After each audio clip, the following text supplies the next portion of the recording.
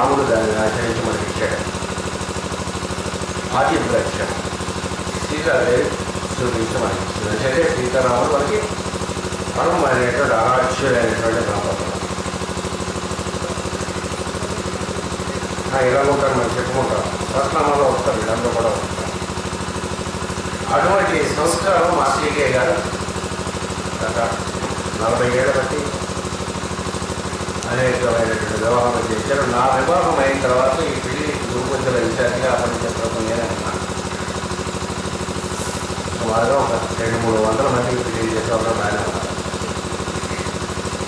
గురు పూజలు ఎందుకు జరిగేటటువంటి పెళ్లిలో విశేషం ఏంటంటే పరమగురువుల యొక్క ఆశీర్వచనం, మీలాంటి మహాత్ముల యొక్క ఆశీర్వచనం ఉండడమే కాకుండా ఇలాగ మనం చెప్పినటువంటి పితృ అనేటువంటి రుణం చేసుకోవడానికి సంస్కృతాలు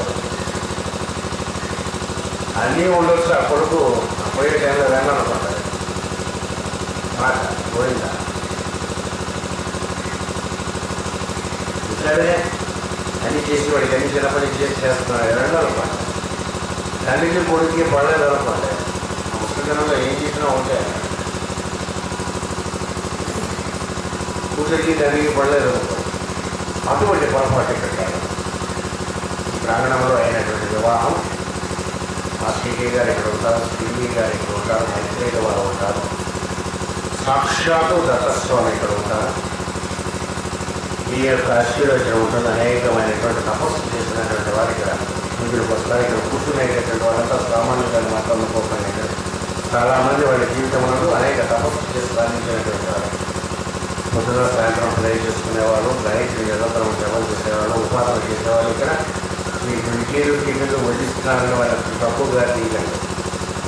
పూర్వజన్మలో ఋషులై మాస్టర్ గారి సృష్టిలై మాస్టర్ గారి పని కోసమే ఈ కాలం మంది ఈ రకంగా పనిచేస్తుండేటటువంటి ఋషులు చాలామంది ఈ ప్రాంగణం నుండే ఉన్నారు. సో వారి యొక్క ఆశీర్వచనం వారి పిల్లలకు ఉంది. మాస్టర్ గారి నిరంతరము వీరి జీవితంలో వినంటే ఉంది కాక నేను తప్పనిసరిగా వీరికి ఇక్కడ వివాహం అయినటువంటి వారి వెనక నేను ఉంటాను, వారిని రక్షిస్తూ ఉంటాను. ఏది కావాల్సి వచ్చినా ఈ పిల్లలు తల్లిదండ్రులు కాదు, పిల్లలు నా దగ్గరికి వస్తే వాళ్ళకి ఏది కావాలన్నా చెప్పాను. నిరంతరము ఆనందంగా ఉండేటటువంటి స్థితి ఎదురు తెచ్చుకోగలగాక, ప్రస్తుతాన్ని ఎదురుగాక, పరమ గురువుల యొక్క ఆశీర్వచనం వీరి నిరంతరముగా ఉండగాక. మీరందరూ వీరిని ఆశ్రయించి ఎమ్మెల్యేరావు గారు లెక్చర్ అయిపోయిన తర్వాత వివాహం అవుతుండగా సర్టిఫికేట్ వేయడానికి మనం అందరం కూర్చున్నాం. అయిన తర్వాత అమ్మవారి యొక్క నామములు మనం చెప్పుకుంటాం.